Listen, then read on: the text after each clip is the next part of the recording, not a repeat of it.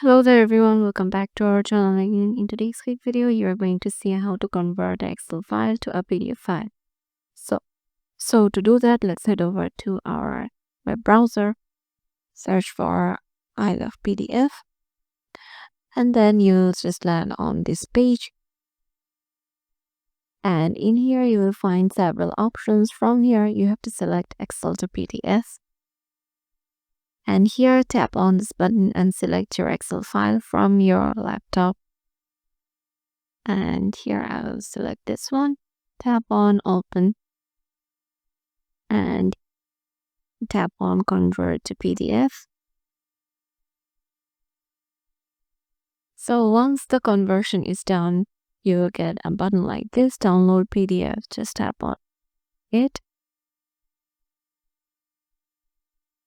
and start the download, and the PDF is downloaded. So yeah, this is how you can do it. Hope this video will help you out, and we will see you in the next video.